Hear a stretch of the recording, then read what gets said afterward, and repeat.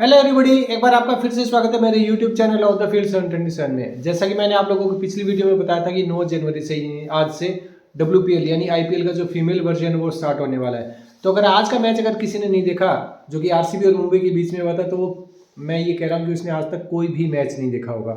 इतना exciting match मुझे नहीं लग रहा कि पिछले 3 एडिशन में जितने भी मैचेस हुए और चौथे एडिशन का जो आज पहला मैच है, मतलब आज तक जितने भी मैचेस हुए हैं WPL में, उसमें सबसे एक्साइटिंग मैच अगर कोई है तो वो आज का मैच है। आरसीबी ने पहले टॉस जीता और मुंबई को पहले बैटिंग के लिए इनवाइट किया। आरसीबी का पहला जो ओवर है वो मेड इन हुआ था। अच्छा, इसमें क्या क्या एक्साइटमेंट वो मैं आप लोगों को बाद में बताऊंगा। पहले सबसे पहले हम दो छोटे छोटे टॉपिक्स के ऊपर बात कर लेते हैं। पहले हम बात कर लेते हैं जो कि पिछले मैच में मैंने आपको बताया था कि ऑस्ट्रेलिया और इंग्लैंड के बीच में जो लास्ट टेस्ट मैच चल रहा है एशेज सीरीज का, मैंने आप लोगों को उससे एक दिन पहले ही बता दिया था कि ज़्यादा से ज़्यादा वो 150 का टारगेट देंगे। अगर ज़्यादा ही कुछ हो गया तो चलो 250 या मैक्सिमम हुआ तो 200 रन का टारगेट देंगे। और आखिरी दिन ऑस्ट्रेलिया के लिए बिल्कुल भी मुश्किल नहीं होगा और उन्होंने 160 रन का टारगेट दिया जो कि उन्होंने 5 विकेट से जीत लिया। और इस तरीके से ऑस्ट्रेलिया ये एशेज सीरीज को 4-1 से जीत गया। जो कि मैंने तो आप लोगों को पहले बता दिया था कि ऑस्ट्रेलिया इंग्लैंड को व्हाइट वॉश करेगी। तो चलो ठीक है, एक मैच इंग्लैंड किसी तरीके से जीत गया, लेकिन कहीं ना कहीं मेरी प्रेडिक्शन ठीक रही कि हाँ चलो लगभग व्हाइट वॉश के करीब वो लोग पहुंच चुके थे। उसके बाद हम बात कर लेते हैं श्रीलंका और पाकिस्तान के बीच में जो T20 सीरीज चल रही है 3 मैचेस की। उसमें पहला वाला मैच तो चलो पाकिस्तान ने जीत लिया था, लेकिन दूसरा मैच उनका आज होने वाला था और वो बारिश की वजह से एक भी बॉल नहीं फेंकी गई। और इस तरीके से अब अगर जो तीसरा मैच होगा जो कि अब परसों होने वाला है 11 तारीख को, उसमें अगर पाकिस्तान जीत जाता है तो वो सीरीज जीत जाएगा। और अगर पाकिस्तान वो मैच हार भी जाता है तो एटलीस्ट ये सीरीज बराबर रहेगी। इस बारिश का सबसे ज़्यादा अगर नुकसान किसी को हुआ है तो वो श्रीलंका को हुआ है।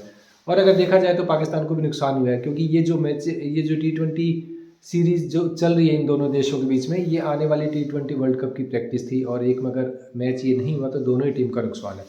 चलो अब हम बात कर लेते हैं हमारे WPL के पहले मैच की जो कि RCB और मुंबई के बीच में। अच्छा, आज का मैच अगर किसी ने देखा तो कुछ नहीं देखा।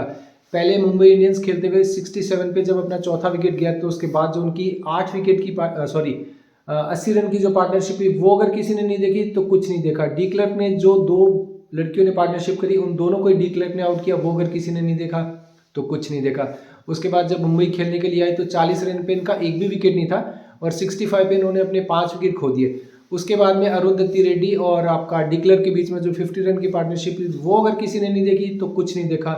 और उसके बाद में जब 19th ओवर चल रहा था तो उसकी चौथी बॉल पे जो एक ड्रामा हुआ वो अगर किसी ने नहीं देखा तो कुछ नहीं देखा। और लास्ट के ओवर में जब इन लोगों को 18 रन चाहिए थे और पहली 2 बॉल डॉट निकली थी तो किसी को भी ये उम्मीद नहीं थी कि RCB ये मैच जीता है, वो अगर किसी ने नहीं देखा तो कुछ नहीं देखा। स्मृति मानधना, वो प्यारी सी बच्ची के जो चेहरे पे कभी खुशी कभी गम वाले एक्सप्रेशन आ रहे थे डगआउट में बैठे हुए, वो नहीं देखे तो कुछ नहीं देखा। उसके बाद आपका मुंबई इंडियंस की जो मालकिन है नीता अंबानी, वो जो अपना उदास चेहरा लेके बैठी हुई थी वो नहीं देखा तो कुछ नहीं देखा। और उसके बाद हाँ, लास्ट बॉल पे जब इनको शायद 2 रन चाहिए थे, अगर उस टाइम पे इनकी जो कैप्टन है और जो ब्रंट जो कि बॉल फेंक रही थी इन दोनों के बीच में, उसके बावजूद भी हंसी मजाक चल रहा था, उनके चेहरे पे कोई टेंशन नहीं थी, वो नहीं देखा तो कुछ नहीं देखा। और लास्ट में अगर किसी ने मुझे अकेले घर में चिल्लाते हुए नहीं देखा तो कुछ नहीं देखा। चलो अब हम बात करते हैं मैच की। RCB ने टॉस जीता और पहले मुंबई इंडियंस को बैटिंग के लिए इनवाइट किया। मुंबई इंडियंस की शुरुआत बहुत गंदी हुई। 67 पे इनका चौथा विकेट जा चुका था। हरमनप्रीत कौर जो कि इनकी कैप्टन है वो जा चुकी थी। 67 पे 4 जाना, वो भी लगभग 10 ओवर, इनके 10 ही ओवर हुए थे और 10 ओवर तक इनका स्कोर 67 था। तो किसी को भी नहीं लग रहा था ये लोग 150 तक पहुंचेंगे या 120 तक भी पहुंचेंगे। लेकिन उसके बाद में पार्टनरशिप हुई जो कि सजना या सजनी एक लड़की का नाम है वो और कैरे के बीच में लगभग 80 रन की पार्टनरशिप हुई। ये बहुत क्रूशियल पार्टनरशिप थी, अदरवाइज ये लोग 154 तक पहुंच ही नहीं पाते। और फिर इन दोनों को ही डी क्लर्क ने आउट किया, वो बहुत ही क्रूशियल था। उसके बाद जब ये लोग चेस करने के लिए आए तो 40 रन तक बहुत अच्छा चल रहा था टारगेट। 3 ओवर में इन्होंने 40 रन बना लिए थे, लेकिन उसके बाद स्मृति मानधना आउट हुई। फिर उसके बाद में हैरिस जो कि इनकी ओपनर है, जो कि आपकी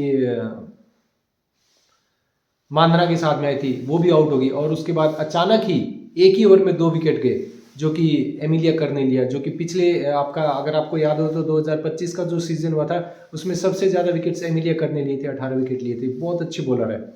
अच्छा, लास्ट ईयर जब ये 2025 में जब सबसे ज़्यादा विकेट्स लेने का जो पर्पल कैप मिलती है वो एमिलिया कर को मिली थी, वो भी लास्ट मैच तक जाके पता लगा था कि ये पर्पल कैप किसको मिलने वाली है। बहुत अच्छी बॉलर है। उसने एक ही ओवर में दोनों को आउट किया और हाँ, वो ओवर भी मेड इन हुआ था। और फिर इस तरीके से इन्होंने 65 रन के ऊपर अपने 5 विकेट गंवा दिए थे। किसी भी एंगल से लग नहीं रहा था कि RCB ये मैच जीतेगी। उसके बाद एक पार्टनरशिप लगी जो कि डी क्लर्क और आपका अरुंधति रेड्डी के बीच में लगी। अच्छा एक चीज़ आप लोगों को और बताता हूँ, ये डी क्लर्क अगर किसी को याद नहीं है तो मैं अभी बता देता हूँ कि अभी जो पीछे 50 ओवर्स का वर्ल्ड कप हुआ था इंडिया में 2025 में, जो कि हमने जीता, अगर किसी को याद नहीं आता तो मैं बता दूँ, डी क्लर्क ने उस टूर्नामेंट में हर टीम को छकाया। हर टीम ये सोचती थी कि काश ये डी क्लर्क आउट हो जाए। उसने कितने ही मैचेस ऐसे थे जो उसने अकेले अपने दम पे जिताए थे।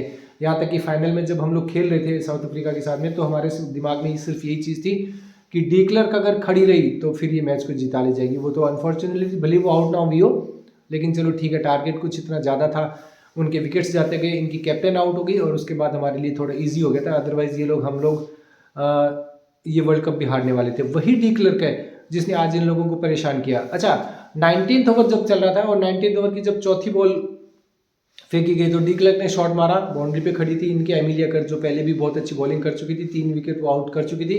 उसने बहुत शानदार कैच लेने के लिए भागी वो, लेकिन सामने से अमनजोत कौर आ रही थी और उसको ये लगा कि शायद मैं इससे टकरा ना जाऊं, और इसी कंफ्यूजन में उसका वो कैच ड्रॉप हो गया। अच्छा वो कैच ड्रॉप हुआ, अमनजोत कौर ने फटाक से बॉल उठाई और उसने वापस थ्रो करी बॉल विकेट कीपर के पास। विकेट कीपर के हाथ में बॉल गई, उसने बेल्स हटा दी और वो आउट हो गई। अच्छा जो आपका दूसरा एक एम्पायर खड़ा होता है जो लेग साइड में खड़ा होता है, उसने आउट भी दे दिया था, लेकिन उसके बाद कहीं ना कहीं ये दिमाग में रही कि थर्ड एम्पायर तक जाए कि शायद ये आउट हो या ना हो। देखने से साफ लग रहा था कि ये आउट है, लेकिन जब रिप्ले देखा गया तो उसमें साफ नजर आया कि जो इनकी विकेट कीपर है उसने बेल्स तो गिरा दी थी, लेकिन उससे पहले उसके हाथों से बॉल छटक चुकी थी। अगर बॉल उसके हाथों में होती तो वो आउट मानी जाती, लेकिन वो बॉल गिर चुकी थी। तो इस तरीके से किसी भी एंगल से ये नहीं था कि इसको आउट दिया जाए। वो सबसे बड़ा टर्निंग पॉइंट था मैच का। अगर वहाँ पे डी क्लर्क आउट हो जाती तो कोई भी नहीं था, क्योंकि 7 विकेट ऑलरेडी जा चुके थे और उसके बाद लास्ट में टेलेंडर बचते और जो किसी भी एंगल से इतना टारगेट जो कि लास्ट में था, उनको लास्ट के ओवर में 18 रन चाहिए थे, वो किसी भी एंगल से टेलेंडर तो नहीं ही बना पाता। और उसके बाद अब आया लास्ट ओवर। अच्छा जब लास्ट ओवर आया तो डी क्लर्क सामने खड़ी थी स्ट्राइक पे, पहली बॉल डॉट रही। अच्छा ऐसा नहीं है कि उसने डिफेंस किया हो, उसने शॉट मारा था लेकिन उसने रन नहीं लिया, क्योंकि उसको लगा कि सामने जो नॉन स्ट्राइक पे मेरी बैटर खड़ी वो शायद ये रन नहीं बना पाएगी। प्रेमाना रैन थी वो, हालांकि उससे पहले वो 2 चौके मार चुकी थी, बहुत शानदार चौके मारे थे उसने। किसी को उम्मीद नहीं थी कि ये 2 चौके भी मार पाएगी, लेकिन उसने ये 2 चौके मार के एक क्रूशियल मोमेंट पे, जबकि आपको लग रहा है कि अब हाँ सामने भी किसी बैटर से तो सामने वाले से भी उम्मीद है कि जो नॉन स्ट्राइक पे खड़ा है डी क्लर्क के अलावा, क्योंकि सामने से विकेट गिरते जा रहे थे, तो ये उम्मीद किसी को नहीं थी कि सामने से कोई शॉट मारेगा, लेकिन प्रेमाना ने बहुत अच्छा किया, उसने 2 चौके भी मारे। अच्छा सेकंड बॉल जब फेंकी गई आपके लास्ट ओवर की, वो भी डॉट रही। अब आपको 4 बॉल पे पूरे के पूरे 18 रन चाहिए थे। इट मीन्स या तो आप वहाँ पे 3 चौके और 1 छक्का लगाओ, और या फिर आपको पूरे के पूरे 3 छक्के लगाने हैं। लेकिन डी क्लर्क जब तक सामने खड़ी थी तो मुंबई इंडियंस को भी उम्मीद नहीं थी कि हम ये मैच जीत पाएंगे, क्योंकि डी क्लर्क को हम ऑलरेडी वर्ल्ड कप में देख चुके हैं। उसके बाद उसने 4 बॉल में 2 छक्के लगाए और 2 चौके लगाए। लास्ट बॉल पे उसको एक बॉल पे उसको 2 रन चाहिए थे। तो कहीं ना कहीं अगर ऐसा हो जाता कि एक ही रन बन पाता या 22 रन बन पाता तो शायद ये सुपर ओवर तक पहुंच पाता, लेकिन उसने लास्ट बॉल पे चौका लगा दिया। इतने सारे ड्रामा देखने को मिले, इतने सारा एक्साइटमेंट था इस मैच में। मैं अकेला था घर पे और मैं बहुत ज़ोर से चलाया, क्योंकि मैं आरसीबी का फ़ैन हूँ, और उसका रीज़न आप लोगों को शायद पता होगा कि मैं विराट कोहली का बहुत बड़ा फ़ैन हूँ, और मेरे जो यूट्यूब चैनल का ऊपर जो फोटो लगी हुई है वो भी विराट कोहली और रोहित शर्मा की है। ये मैच अगर किसी ने नहीं देखा तो मैं सच बता रहा हूँ, उसने बहुत कुछ मिस किया है। आज का दिन बहुत शुभ रहा, वो इसलिए क्योंकि पहला तो आरसीबी पहला मैच जीती, उसके बाद दूसरी तरफ हाँ एक चीज़ तो मैं आपको बताने भूल गया, जो कि मैं स्टार्टिंग में बताने वाला था। चलो ठीक है, ये WPL की बात हो चुकी है, हमने मैच के ऊपर डिस्कस कर लिया जो भी आरसीबी और मुंबई इंडियंस के बीच मैच। अच्छा इससे पहले मैं आप लोगों को बता देता हूँ कि कल एक मैच हुआ था जो कि आपका बिग बैश लीग में चल रहा है। अब आप लोगों को शायद ध्यान होगा कि मैं पाकिस्तान के कुछ प्लेयर्स को खास तौर पे ऑब्जर्व करता हूँ, खास तौर पे बाबर आजम की वो रन ना बनाए, मुझे तो खुशी होती है, बहुत ज़्यादा खुशी होती है। अच्छा ये लोग बहुत उसको बढ़ा चढ़ा के उसकी हाइप क्रिएट कर रहे थे कि ये भी बिग बैश लीग वालों ने बहुत ज़्यादा इसको पैसे में खरीदा है, ये बहुत ज़्यादा वहाँ पे परफॉर्म करेगा। हालांकि सबको पता है कि उसका स्ट्राइक रेट क्या होता है। अच्छा इससे पहले जब उसने 2 मैचेस में 50 बनाई थी, 58 उसने 2 मैचेस में बनाए थे, तो ये लोग बहुत ज़्यादा कूद रहे थे कि अब देखो बाबर आजम क्या करेगा। और मैंने आप लोगों को पहले बता दी थी ये कुछ नहीं करेगा, लास्ट में ये उसी अपने पुराने ढर्रे पे आएगा जब ये मतलब गंदी स्ट्राइक रेट के साथ में बहुत गंदे रन बना के आउट हो गया। कल वाले मैच से पहले जो मैच हुआ था, जब मैंने आप लोगों को बताया था, तब भी उसने यही किया था, 7 बॉल में उसने 2 रन बनाए थे। और कल जो मैच हुआ था वो था इनका शायद मेलबर्न स्टार के साथ इनका मैच था। 17 बॉल खेल के गया, 14 रन बनाए, यानी कि इसने 100 की स्ट्राइक रेट से भी रन्स नहीं बनाए। और एक चीज़ और बता देता हूँ, इसने वो 17 रन में सिर्फ 1 चौका लगाया। मुझे बड़ी दिली खुशी होती है, मैं आपको बता नहीं सकता कि जब जब ये परफॉर्म नहीं करता, मुझे ये किसी भी एंगल से क्रिकेटर तो नज़र नहीं आता। इसको देख के कोई कहेगा कि ये एग्रेसिव खेलेगा, इसको देख के कोई कहेगा कि ये चौके छक्के लगा पाएगा। ये सिर्फ अपने पर्सनल माइलस्टोन के लिए खेलता है कि किसी तरीके से मेरी 50 बन जाए, किसी तरीके से 60-70 तक रन बन जाए। 100 तो खैर इसके खुद के भी दिमाग में नहीं होता, क्योंकि इसे खुद पता है मैं 100 रन बना नहीं सकता। किस तरीके से कैसे कैसे लगे, जिम्बाब्वे जैसी टीम के अगेंस्ट बना लेगा, या नेपाल जैसी टीम के अगेंस्ट बना लेगा, या बांग्लादेश या फिर जिम्बाब्वे जैसी टीम के अगेंस्ट ये बना के बहुत खुश होता है।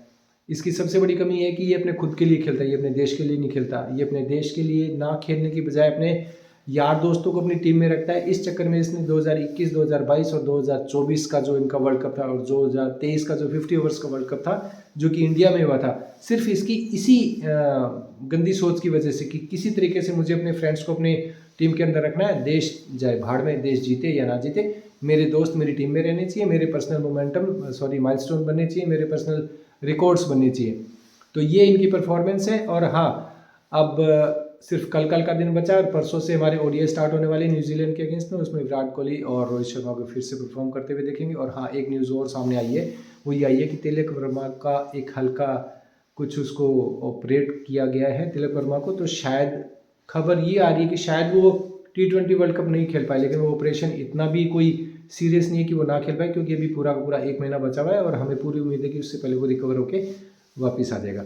तो मिलते हैं अब कल की वीडियो में। कल मैच होगा मुंबई इंडियंस का, फिर से एक मैच है, वो है आपका दिल्ली की टीम के साथ में। उसके बाद एक मैच और है, वो है लखनऊ और गुजरात की टीम का। और परसों हम हमारे ओडीआई मैचेस के ऊपर एक वीडियो बनाएंगे। तब तक के लिए जो लोग मेरी वीडियो पहली बार देख रहे हैं या जो लोग मेरी वीडियो रेगुलर देखते रहते हैं लेकिन उन्होंने सब्सक्राइब नहीं किया, उनसे रिक्वेस्ट है कि मेरे चैनल को सब्सक्राइब करें, लाइक और डिसलाइक जिस तरीके से भी आपको ठीक लगे, और हाँ, शेयर और कमेंट जरूर करें। तो जय हिंद, जय भारत।